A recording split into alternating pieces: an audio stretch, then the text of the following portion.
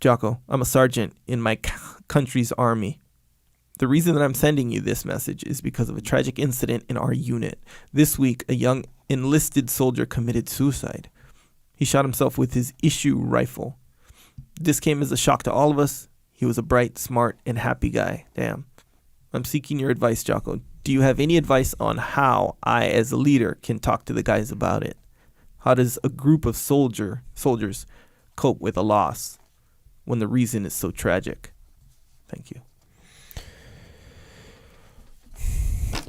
And obviously condolences to the team and the family of the soldier. And I think what you have to do in this situation is as a leader, you got to bring this out in the open. And I think one of the worst things you can do is pretend that it didn't happen, pretend that the problem's going to go away. And I think what you have to do is you have to explain it, which is weird because in this case, explaining it means admitting that you can't explain it. Because you can't explain it, or you're not going to be able to, or you're going to be making up something that you're guessing at, right? You're not going to know what individual situations caused this to happen, because who can make sense of that? I mean, a bright, smart, happy guy, it doesn't make sense. And while you can't explain why, I think you have to address it as a reality. And I think you got to address it as something that your platoon needs to fight against, just like they would fight against the enemy. What is the threat? The threat is depression. The threat is loneliness. The threat is helplessness. The threat is feeling like there's no way out.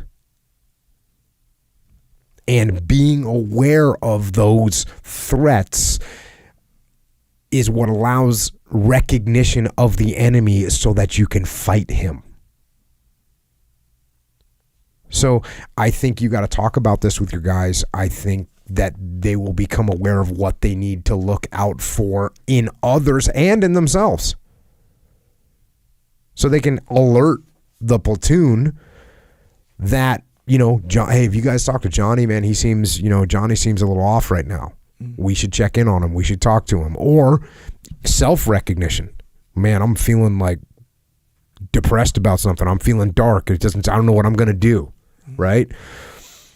And on that last podcast that we did, I read a couple excerpts in words from some various combat veterans.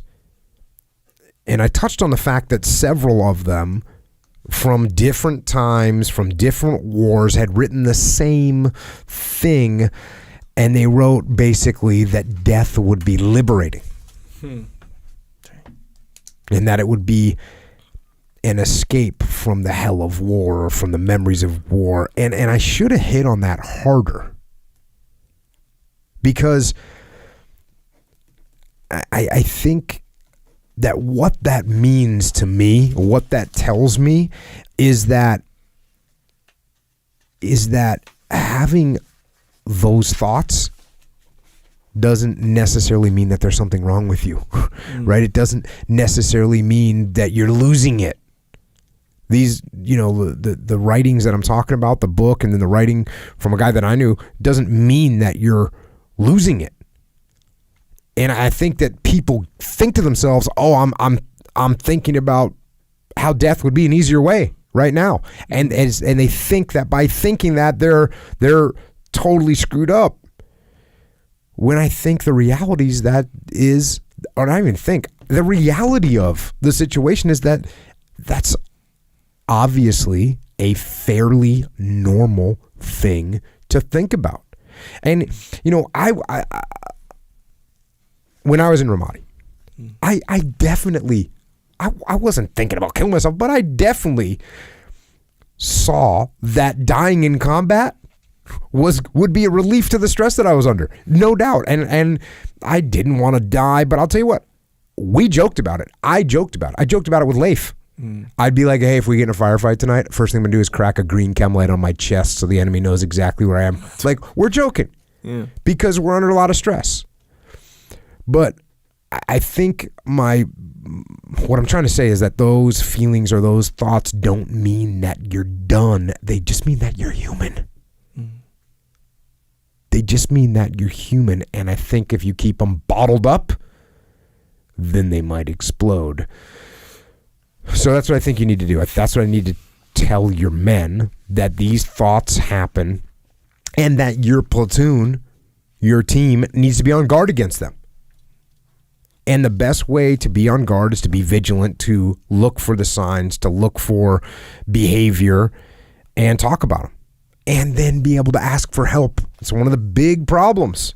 Is guys don't want to ask for help because we're macho. Yeah. I don't need help with anything. Our egos are too big, so we don't ask for help. And so we have to put our egos in check. We got to pay attention to each other. And there's going to be some people that you're going to have to pry this out of them, right? They're not going to willingly talk about it. So I think that's what you have to do so that you can get somebody some professional help. I'm not a psychiatrist, obviously, and in a normal infantry platoon, there's no psychiatrist in there.